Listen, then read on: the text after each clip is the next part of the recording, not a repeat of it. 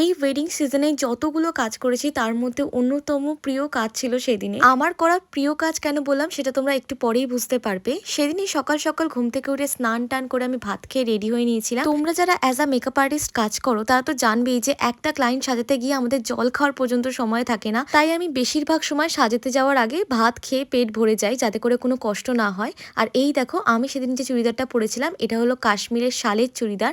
আর এটা কাশ্মীর থেকে আমার এক পিসি আমায় গিফট করেছিল। চুড়িদারটা অনেক পুরনো, প্রায় 10 বছর, কিন্তু দেখে এখনো মনেই হয় না এত ভালো কোয়ালিটি। যদিও শীতকাল ছাড়াই চুড়িদারগুলো একদমই পরা যায় না, সেই জন্য আমি শীতকালেই এটা একটু পেয়ার আপ করে নিয়েছিলাম। আর এই কানেরটা এর সাথে একদম ভালোভাবে ম্যাচ হয়ে যাচ্ছিল। এটাও কিন্তু আমার গিফটে পাওয়া একটা কানে। তারপর ছটপট করে রেডি হয়ে চলে যাই লোকেশনে। আর আজকে আমাদের মিষ্টি ব্রাইড ছিল রিয়া।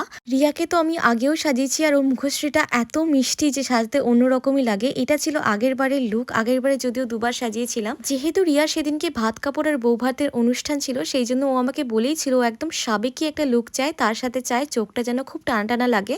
ওর একদম পছন্দ মতোই আমি সেদিনকে ওর লুকটা ক্রিয়েট করেছিলাম। তোমরা অবশ্যই জানি ওকে কেমন লাগছে। তার আগে আমি বলে রাখি এখানে ও শুধু মাস্কারাই পরেছিল। যেহেতু একদম বাড়ির অনুষ্ঠান হবে ভাত কাপড়, তারপর রাতে বউ ভাতের অনুষ্ঠান, সেহেতু ও বলেই ছিল ও কোনো রকম ল্যাশ পরবে না। আরো প্রথম থেকেই বলেছিল এমন মেকআপ করে দিতে হবে যাতে করে সেই সকাল থেকে রাত অবধি যেন মেকআপটা ঠিকঠাক ভাবে থাকে। আর আমি সেরকমই করেছিলাম। এখানে সিঁদুরটা দিয়ে খুব সুন্দর করে লুকটা কমপ্লিট করে দিচ্ছি। নতুন বউ একটু ভরাট করে সিঁদুর পরলে কত সুন্দর লাগে না মুখটা। আমার বরাবর একটু সাটেল সিম্পল ধরনের মেকআপ খুব ভালো লাগে। আর আমি দেখেছি আমাকে যারা বুক করেন ওনাদেরও কিন্তু এই একই রিকোয়ারমেন্ট থাকে যে দিয়া আমাকে একটু সাধারণ সাজাবে, একটু সিম্পল সাজাবে। আজকের এই রিয়াল লুকটা তোমাদের কেমন লাগলো অবশ্যই জানিও। আমার তো খুব খুব ভালো লেগেছে। হয় না কখনো কখনো আমাদের কাউকে সাজিয়ে খুব স্যাটিসফ্যাকশন ফিল হয়, তো সেই ফিলটাই আমার সেদিন হচ্ছিল। আর ওকেও ভীষণ সুন্দর লাগছিল। তারপর ওখান থেকে সোজা চলে যাই আমি সেকেন্ড লোকেশনে। সেকেন্ড লোকেশন ছিল একটু দূরে, প্রথম লোকেশনটা বালিটিকুড়ি ছিল, সেকেন্ড লোকেশনটা ছিল আমাদের বেলিলিয়াস রোডে। এটা কিন্তু একটু দূরে আমাদের বাড়ির থেকে, তো আমাদের কোনো প্রবলেম হয়নি। আর আমি এখানে রিশুকে একটু হেল্প করে দিচ্ছিলাম হেয়ার স্টাইলের কাছে। আর হেয়ার স্টাইলটা এত সুন্দর লাগছিল ওনার হেয়ারে।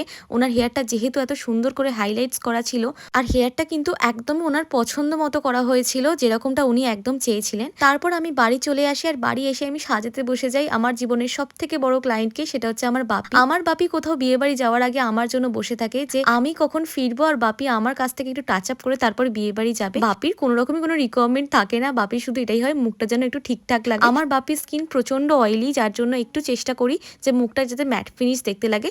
কিছুই করি না জানো তো, শুধুমাত্র একটু কম্প্যাক্ট পাউডার লাগিয়ে আর ঠোঁটে একটু লিপ গ্লস দিয়ে ছেড়ে দিই। আর এখানে আমি যে প্রোডাক্টগুলো আনবক্সিং করছি এগুলো আমি নিয়েছিলাম প্রিয়াঙ্কাদির হার্বাল প্রোডাক্টসের থেকে। আমি ফেসবুকে প্রচুর ভিডিও দেখেছিলাম, ওনারা একদম অথেন্টিক হার্বাল প্রোডাক্ট বিক্রি করেন আর রিজনেবল প্রাইসেও বিক্রি করেন, যার জন্য আমি কয়েকটা জিনিস এখান থেকে অর্ডার করেছিলাম।